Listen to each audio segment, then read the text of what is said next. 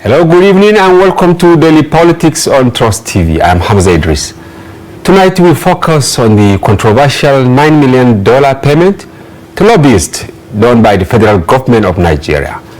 It was reportedly meant to convince the government of the United States of America on the efforts to address alleged Christian persecution in Nigeria. A reputable media organization confirmed that Nigeria has engaged a U.S. lobbying firm, DCI Group, with a $9 million contract to improve its image regarding its responses to the claim of Christian genocide by U.S. President Donald Trump. The 6-month agreement, initiated in December 2025, includes a monthly retainer fee paid in 2 installments.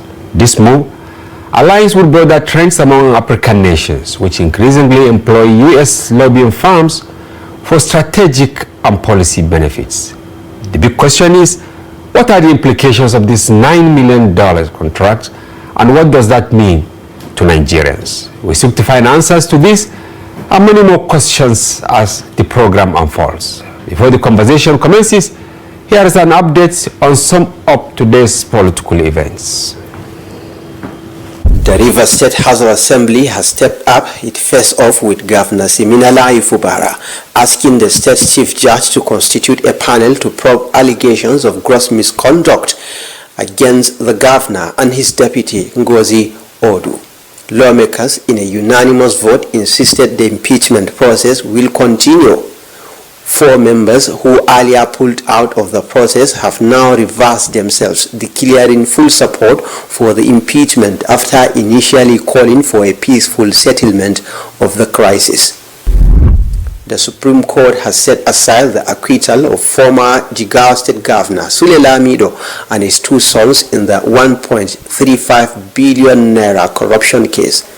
In a unanimous ruling, the Apex Court upheld the EFCC's appeal and ordered Lamido, Mustafa and Aminu to return to the Federal High Court to answer the charges. Vice President Kashim Shettima has left Abuja to represent President Bola Tinubu at the inauguration of Guinea's President Mamadi Doumbouya. He will also attend the 56th World Economic Forum meeting in Davos, Switzerland. The trip comes as Nigerians continue to await President Bola Tinubu's return after an extended stay abroad. The People's Democratic Party (PDP) has appointed caretaker committees for its chapters in Delta, Enugu, Imo, Rivers, and Osun states. The move follows the dissolution of party structures after sitting governors defected.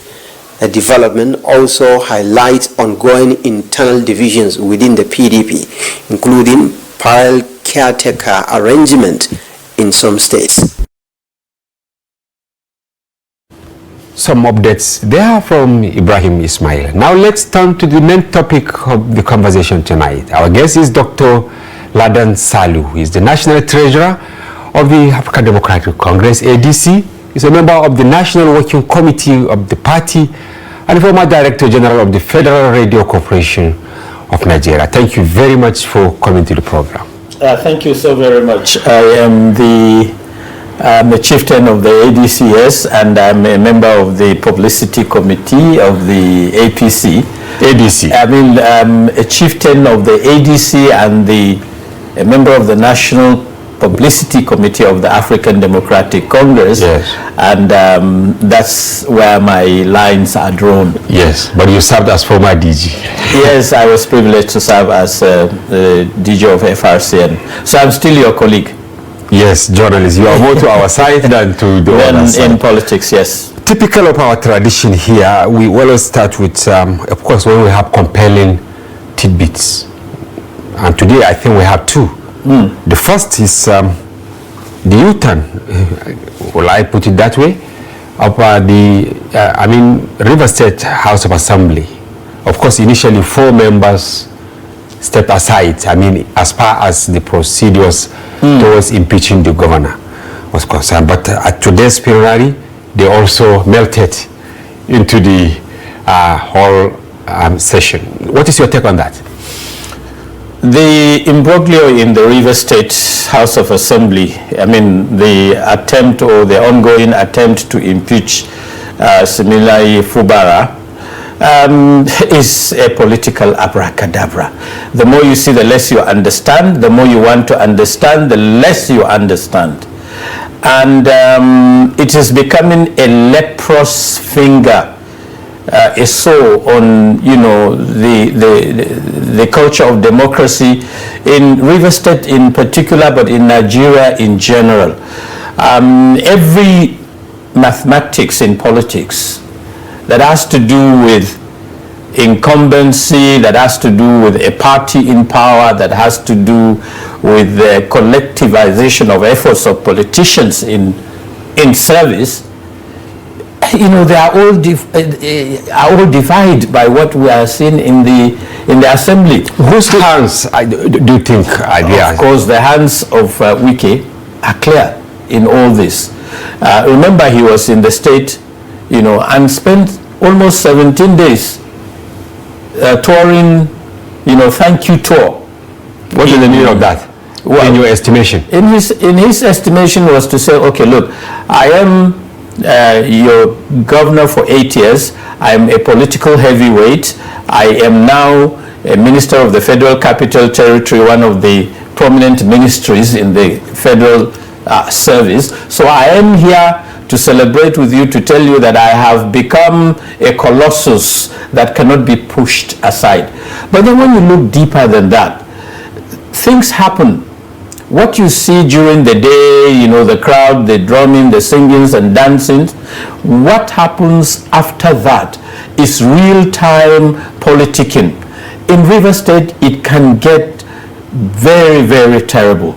And so when you look at the timeline in which the two other members, I mean the two members of the State Assembly that left the impeachment process, 4 of them, and then went back. Then all of a sudden they swallowed their vomit, and then there was a political, if you like, somersault.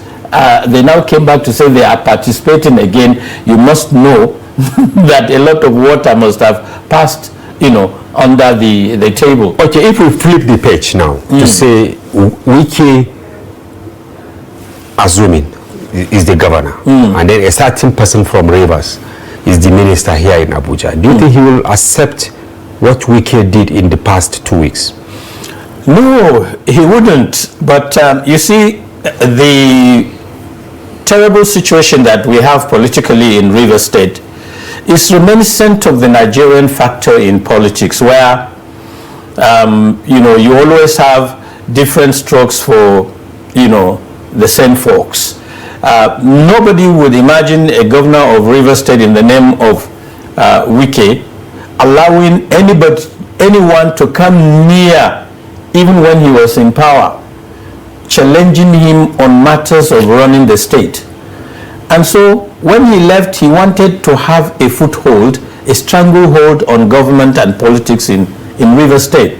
And I think that is not good for our own political growth, our own political socialization, and our own political culture. You want to see people rise and occupy positions while others leave, so that it is not an oscillating door or a revolving door. No, it should be a door that provides level playing ground and opportunities for everybody to come and be seen to, you know, contest and be elected. Okay. With what is happening now in Rivers State, it's not even a change of baton. No, the baton is in somebody's pocket. When he finishes the race, he picks it and takes it to the other side of the pocket. And it's not good for democracy. Okay, because I want us to also Shetima out of the country. Yes, Shetima is out of the country. I think we have created another record. The government of the government of the APC has created another milestone in our own political history. It's not a good story to tell. How do you explain a country where the president has been away for nearly 3 weeks and all of a sudden the vice president is out of the country? Citizens are crying about the you know, the number of people that were killed in Niger State. Remember, 60 slaughtered like chickens, and people were killed in Plateau State. The killings that take place in Zamfara, Sokoto, and Kebbi, and Katsina, don't talk about the Northeast, they are becoming new normal. And we have the president out of the country, and you have the vice president also out of the country.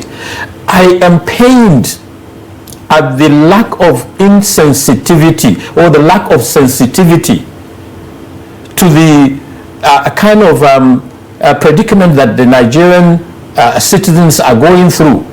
They want the president around.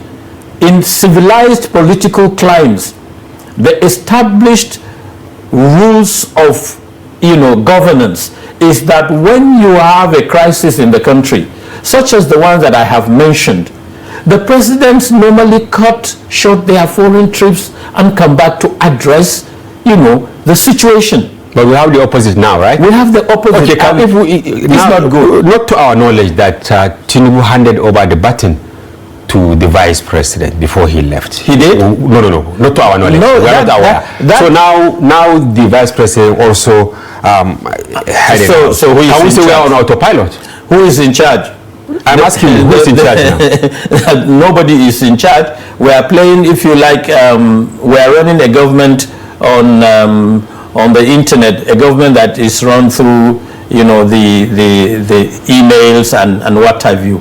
For a country of 250 million people, for Africa's, largest democracy and the world's largest democracy that is essentially of, black men, to have this kind of scenario, I think it is reprehensible. It abuses the very essence of our pride as a people, our own pride as a nation, and our own pride as a democracy. All right. Thank you very much, Dr. Salihu. Now, subject of the day. $9 million for lobby to take back Nigeria's image. Are you comfortable with that? I think it is absurd. No, the word is insane. How do you spend taxpayers' money to the tune of what? Of course, 12.7 billion if you convert it to now. When you convert the $9.7 million. Now, let us understand the concept of lobby, my brother. Lobby is, to my understanding, is an organized effort by business groups, by non-governmental organizations, NGOs, by special interest groups to infiltrate into the Congress or into the parliaments to try to influence government decisions in such a way that they will be seen to benefit one way or the other in running their businesses, or in running their own establishments, or in seeking some understanding and collaboration so that they will get the nod of the government, the go-ahead from the government, and then they will be able to marshal out whatever programs they have, either in business or in the economy, in banking, and what have you. But here we are, we're talking about spending that colossal sum of money to lobby the US Congress on matters related to the fight against insurgency and the issue of addressing, the challenging issues earlier on raised by President Donald Trump to the fact that Christians are being persecuted in Nigeria. And then after, true to type, the American government does not operate in in darkness, for want of a better expression. They made their research and they discovered that, look, every segment of the Nigerian society, Christians, Muslims, and every citizen is either is affected in one way or the other by this banditry. So we are all collectively affected. And the Americans modified their position. President Donald Trump told the world that he now understood that the issue of banditry and insurgency and terrorism in Nigeria is not directly pointed at Christians or Muslims. But you know, he did that with a caveat. Yes. So, but he believes that more Christians are being killed. You know the way he behaves. Yes, but at least his own position and I can has changed. see, because the right reporters were there who actually, you know, gave him some information. They also said that even his, his ambassador to, you know, to Nigeria told him some story. Now, exactly, including even the one representing, you know, the Arab countries and then Africa, telling him that, look, if anything, it is the other way. Yes, the truth of the matter is that the synthesis of all of this is that, you know, the issue of banditry is no longer targeted at any particular religion in Nigeria.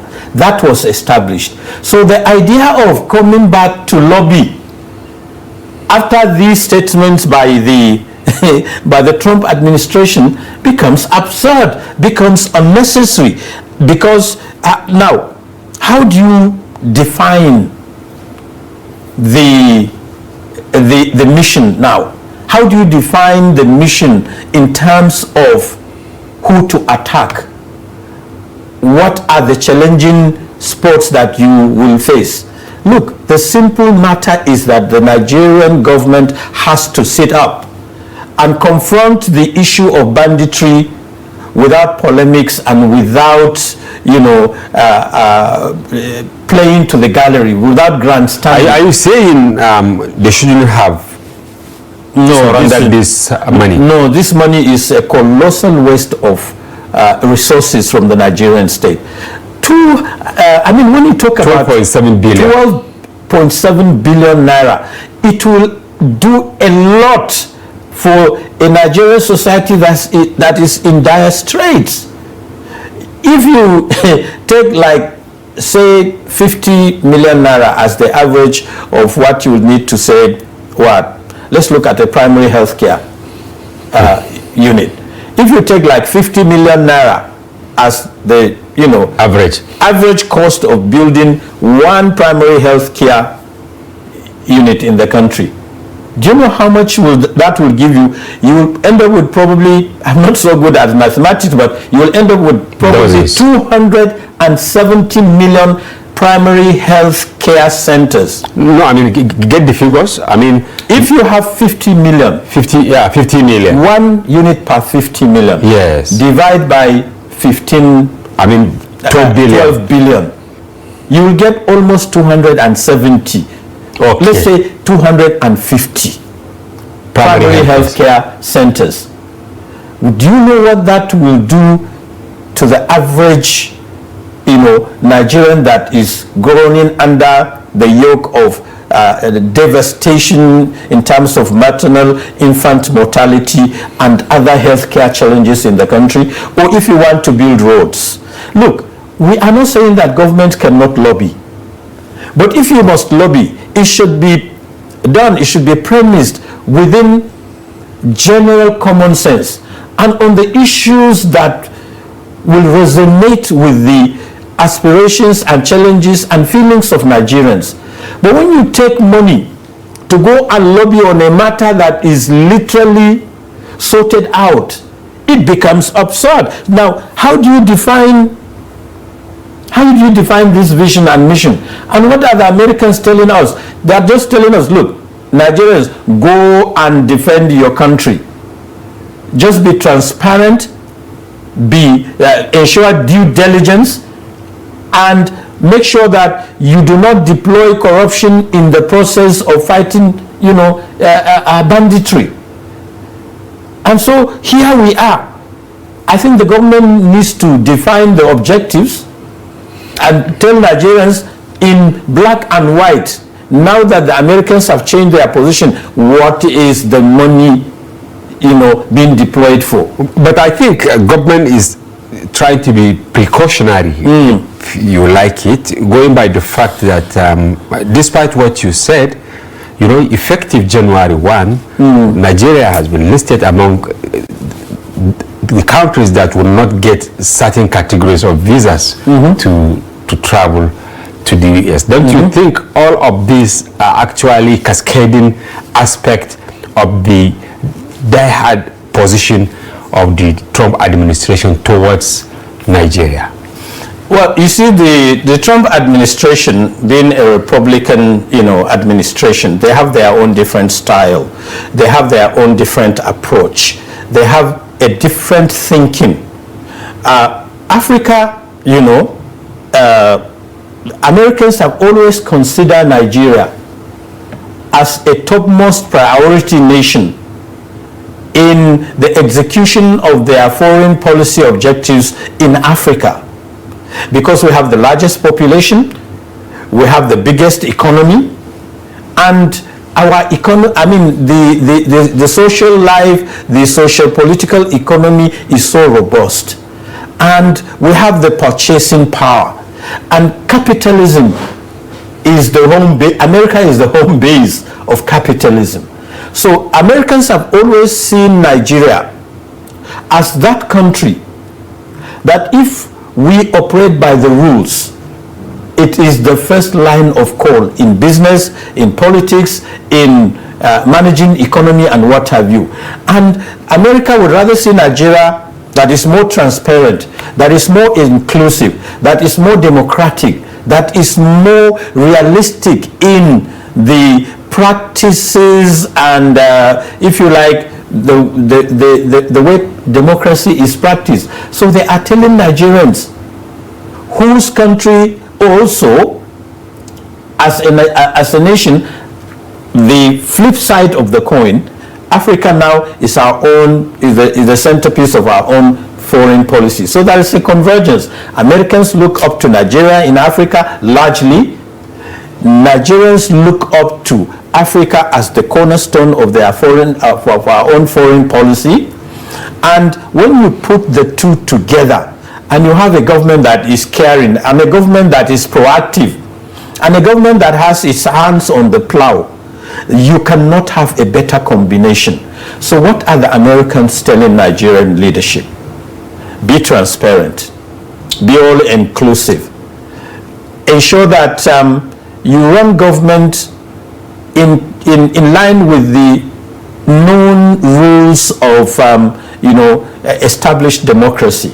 That's all. Once that is done, we will have good time with the Americans. But do you think that will be the solution, going by recent happenings? Look at America's action in Venezuela.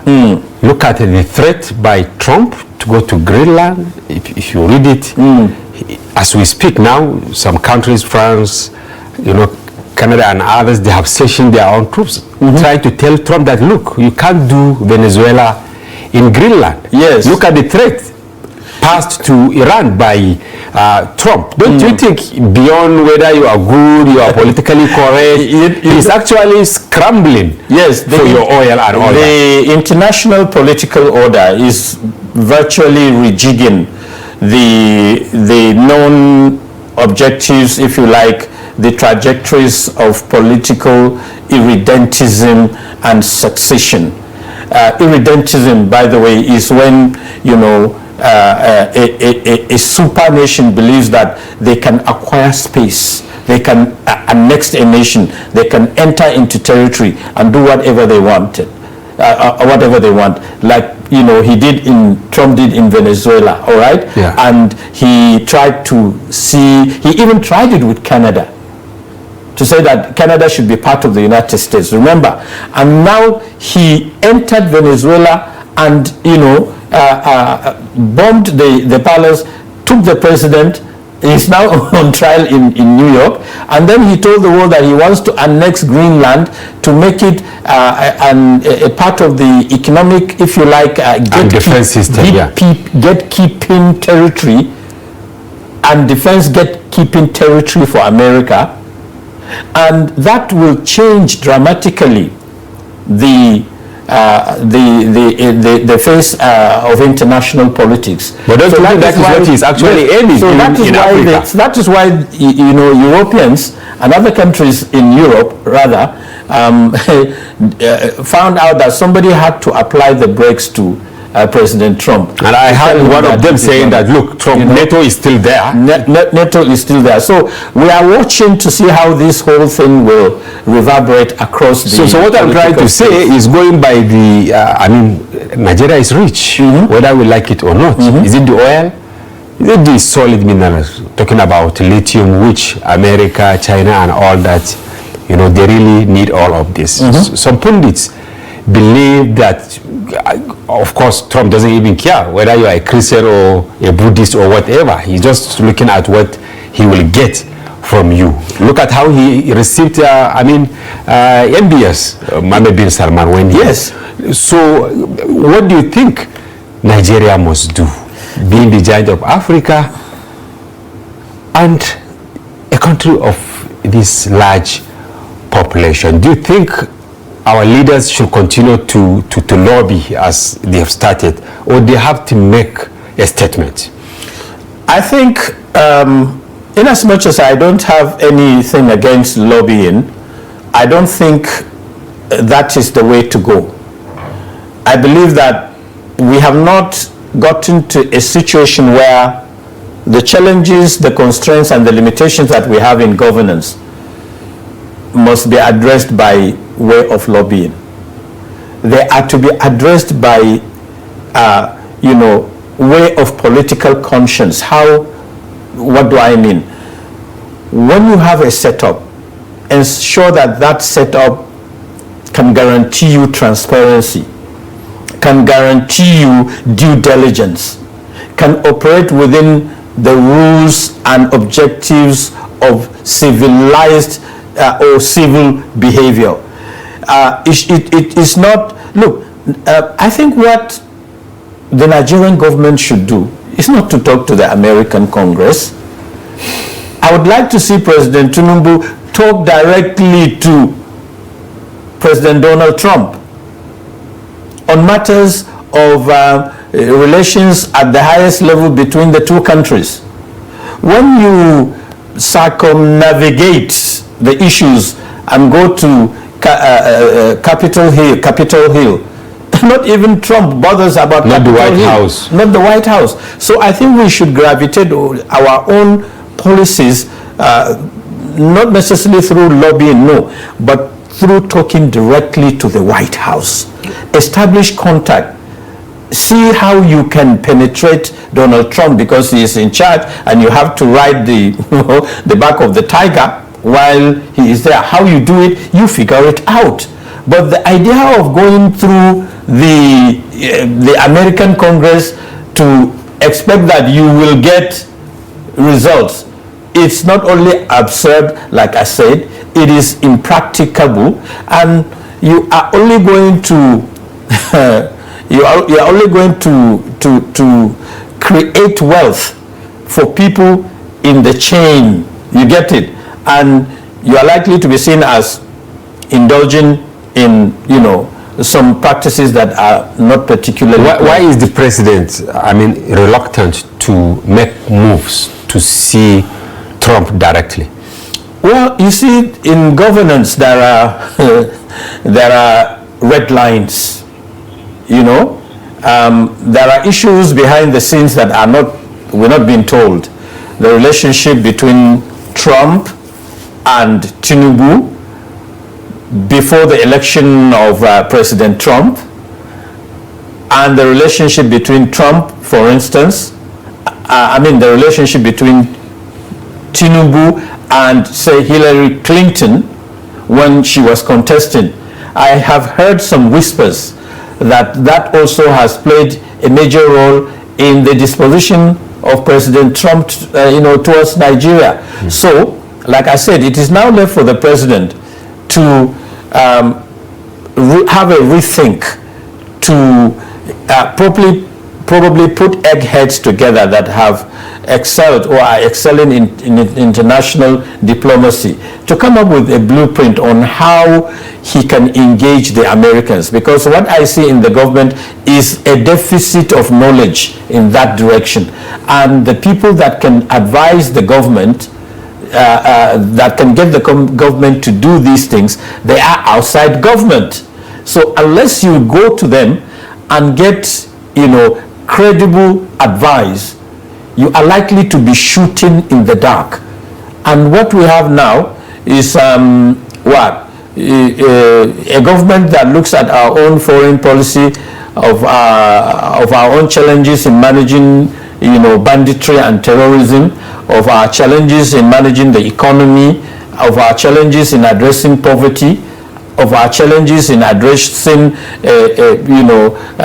the challenges of democracy, elections, and what have you. You have a government that simply does not have enough quality hands, and I am being very modest. Saying that. So I have just one more minute for you to come to the end of the program. It appears the opposition is also not playing its card very well. You issued a statement, ADC, PDP also issued, Labour Party, NNPP, all, in one way or the other, speaking about this and other sundry issues, but not offering solution. If it were your government, in just 1 minute, because we have come to the end of this session, what do you think, your party will do? The ADC government, it is clear from, the leadership, it is clear from our structure, it is clear from the people that are piloting the affairs of the ADC. When you look at, I have always said this, when you look at, Senator David Mark, Atiku Abubakar, Peter Obi, El-Rufai, Amechi, and several other, eggheads that have been tested and trusted. Be rest assured that if you have this kind of setup in any government, you won't have the kind of crisis Nigeria is going through today. So I am certain that if we are the ones in charge, the Nigerian society will be celebrating the excellence in government and politics, and democracy will be seen to flourish in a manner that will be consistent with our dreams and aspirations as Nigerians. All right, thank you very much. I wish we have more time. Dr. Ladan Salihu, National Treasurer. I'm a member of the National Publicity Committee and the Chieftain. Yes. What about the Treasurer? I think it's yours. No, it's not. If you give me Treasurer... But the last time we hosted you here, maybe you changed the... No, you hosted the Treasurer, maybe. Thank you very much. But if I am the Treasurer, that's news to me. But I assure you, I'm just a floor member, a chieftain, and a member of the Publicity Committee of the African Democratic Congress, the party that is waiting to, take over the reign of affairs. Thank you very much for coming to the program, and we hope to have you some other time. Thank you so very much for an, very cerebral session. Thank you. Bless you. And we also will take a short break. When we return, the conversation continues. Stay with us.